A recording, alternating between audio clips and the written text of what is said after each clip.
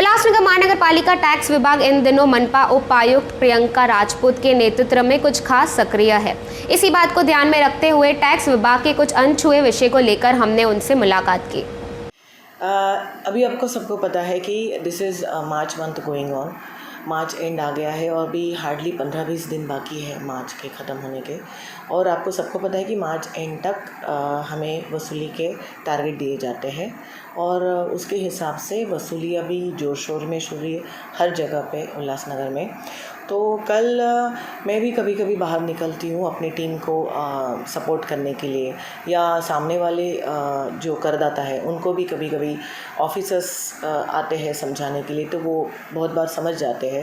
नहीं तो otherwise staff जब जाता है तब उनको कोई ना कोई रीज़न बता के कि कल आओ, परसों आओ, 2 दिन के बाद आओ, भी पैसे नहीं हैं, नुकसान हुआ है, काम चल रहा नहीं रहा, दुकान बंद है, मतलब ऐसे बहुत सारे बहाने हैं।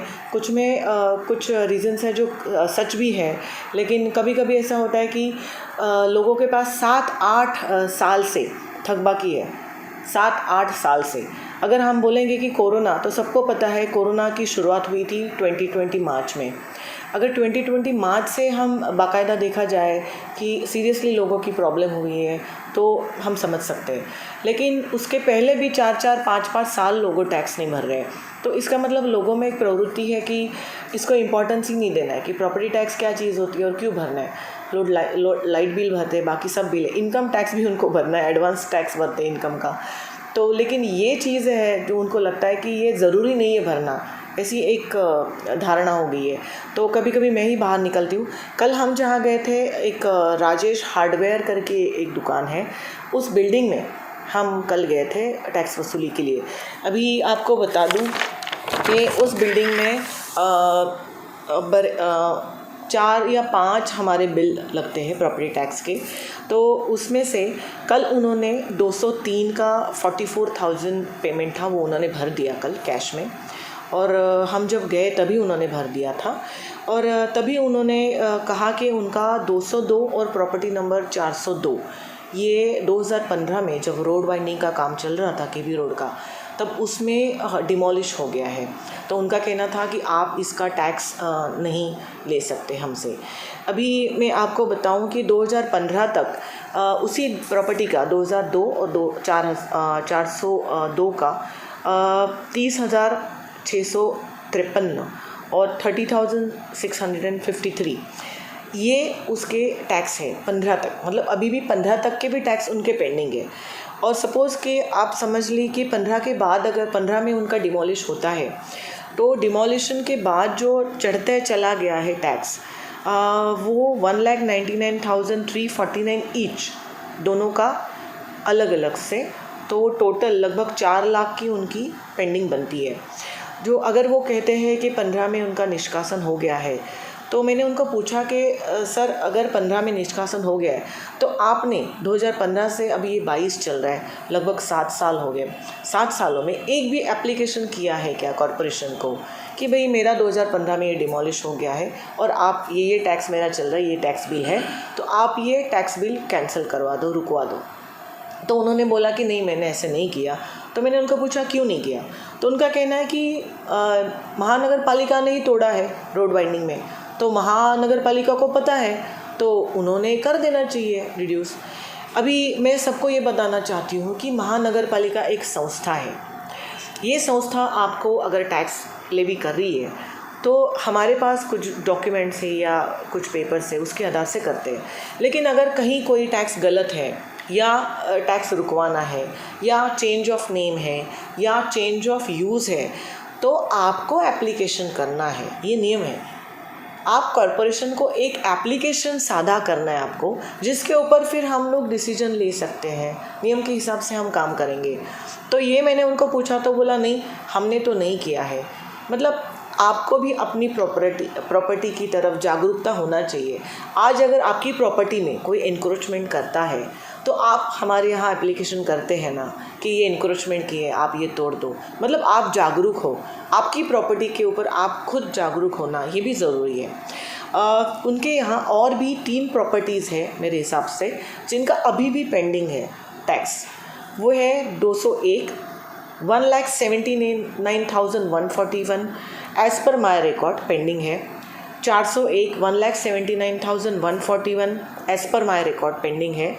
और 301 प्रॉपर्टी जो उनकी है उसमें 71,228 ये टैक्स अभी भी पेंडिंग है और वो ये प्रॉपर्टी अभी भी अस्तित्व में है, डिमोलिश नहीं हुई है। और जो डिमोलिश प्रॉपर्टी है ऐसा उनका कहना है उसका भी 30,653 के हिसाब से 2015 तक लगभग 60,000 टैक्स बाकी है, वो तो उनको भरना ज़रूरी है।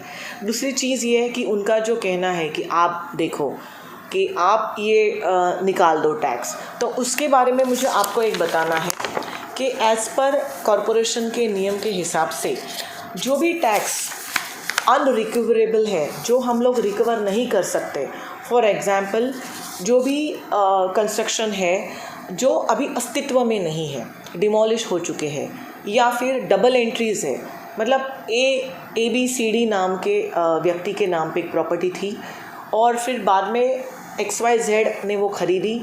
अभी ABCD के नाम पे भी टैक्स चल रहा है और XYZ के नाम पे भी टैक्स चल रहा है, तो ये डबल एंट्री हो जाती है। तो ऐसे जितने भी प्रॉपर्टीज़ हैं उनका पूरा ब्यौरा बना के मैं आपको बता दूं कि हमने 2018 में स्टैंडिंग कमेटी के सामने ये रखा था। बेसिकली महाराष्ट्र महानगर पालिका अधिनियम एक्ट जो है उसमें सेक्शन 152 है, उसके अनुसार ये जो भी निर्लेखित कर सकते हैं जिसकी रिकवरी कभी नहीं हो सकती, ऐसी यादी या ऐसे जो प्रॉपर्टीज़ हैं उनका टैक्स आप स्टैंडिंग कमेटी जो हमारी महापालिका की है उनके सामने रख के रद्द करवा सकते हो। तो 2018 में जब मैं यहाँ नहीं थी तभी हमारी टीम लीडर ने ये तभी लगभग 8,970 नंबर ऑफ प्रॉपर्टीज़ और उनका टोटल टैक्स तभी का 89 करोड़ 43 लाख्स, ये अमाउंट जो अभी के हिसाब से, क्योंकि अभी हमने अपना डिटेल्स निकाल लिया है, ये प्रॉपर्टीज़ अभी इनकी जो रकम है वो 114 करोड़ 114 करोड़ 81 लाख ही हो गई है। अगर 2018 में जब हमने प्रशासन कोई भी फाइल पुटअप करता है, हमारे सब रिमार्क्स है इस पे कि ये आप निर्लिखित कर सकते हो एज़ पर लॉ। ये करने के बाद सम्माननीय स्टैंडिंग कमेटी को जब हम रखते हैं तो हमें विश्वास था तभी और आज भी है कि उन्होंने ये रद्द करवाना चाहिए था। अगर ये रद्द करवाते हैं, अभी एक बात ये भी बताती हूँ, अभी ये जो राजेश हार्डवेयर की कल केस हुई उनकी प्रॉपर्टी भी इसमें इंक्लूड है, क्योंकि उनके कहने के हिसाब से 2015 में ये प्रॉपर्टी डिमोलिश हुई थी और ये हमारा प्रस्ताव जो गया था प्रशासन की ओर से स्टैंडिंग कमेटी पे, ये 2018 को दिया था, तो इसमें ये प्रॉपर्टी भी इंक्लूड है। तो अगर तभी 2018 में ये इस पे डिसीजन हो जाता था और ये डिलीट करवाते थे, निर्लेखित करवाते थे, तो आज ये प्रॉपर्टी ओनर को ये प्रॉब्लम नहीं होती थी। तो आप समझिए कि जैसे यहाँ के सम्माननीय सब जो राजकीय नेताजी है, सब नगर सेवक जी है या जो भी पदाधिकारी जी है, उनको जितना ख्याल हमारे उल्लासनगर के नागरिकों की तरफ है, सेम ख्याल हमें भी है, क्योंकि हम भी इसी उल्लासनगर में रहते हैं, काम करते हैं और हम जो काम करते हैं उसकी जो वेतन है, पगार है, इसी उल्लासनगर के यही जो टैक्स पेयर है, इनके टैक्स पेयर ही पे कर रहे हैं हमारी सैलरी की रकम भी इनकी टैक्स से ही आ रही है। तो जो हमें एम्प्लॉय कर रहे हैं, हमारे एम्प्लॉयमेंट हो रही है, हम जहाँ काम कर रहे हैं उनकी तरफ हमारी भी कुछ कर्तव्य है और इसी का पार्ट है कि प्रशासन की तरफ से हर टाइम ये प्रस्ताव लाया जाता है, लेकिन इसमें कोई डिसीजन नहीं होता है। अभी हम वापस, कल सोमवार है, आज संडे है, लेकिन हम बैठ के ये प्रस्ताव बना रहे हैं। आज ये प्रस्ताव तैयार करके कल हम वापस ये कमिश्नर सर के पास भेजने वाले हैं और उनसे रिक्वेस्ट करके आने वाली कोई भी स्टैंडिंग कमेटी पे या फिर इसके लिए स्पेशल स्टैंडिंग कमेटी की रिक्वेस्ट करने वाले हैं। तो मेरी धारणा है कि ये समय जब हम अभय योजना के लिए भी सपोर्ट कर रहे हैं कि अभय योजना आनी चाहिए, क्योंकि अभय योजना सिर्फ पेनल्टी माफ़ करेगी, लेकिन ये थकबाकी माफ़ करेगी। अरियर्स माफ़ करेगी। इससे बहुत बड़ा फ़र्क पड़ेगा टैक्स पेयर्स पे। तो मेरी रिक्वेस्ट रहेगी सभी को कि आप पॉजिटिवली ये प्रस्ताव की तरफ देखें। प्रशासन ये प्रस्ताव महानगर पालिका के सभी नागरिकों के हित में ला रहा है, तो आप इनको सपोर्ट करें और इस प्रस्ताव को पारित करने के लिए हमारी मदद करें। देखा गया कि जी हाल फिलहाल जो धोखाधड़ी की इमारतें हैं वो तोड़ी जा रही है, जी जी जिनका केबी रोड में दुकान भी गए, जी, कई जी। लोगों ने नोटिस दिया, तो क्या उन लोगों का आश्वासन ये करोगे? जी, जो धोखादायक इमारतें ये साल भी बारिश में बहुत प्रॉब्लम हुई है। धोखादायक इमारतें कुछ गिरी और कुछ तोड़ी गई, उनका भी जो टैक्स है वो भी इसमें इंक्लूड है। हम जो ये प्रस्ताव जो कल सादर करने वाले उसमें उनका भी टैक्स जो है निर्लेखित करने के लिए इंक्लूड किया गया है। तो हम सभी के साइड में है। हमने देखा है कि कोई भी हालत में कोई भी प्रॉपर्टी छूटे नहीं जिसकी प्रॉब्लम है।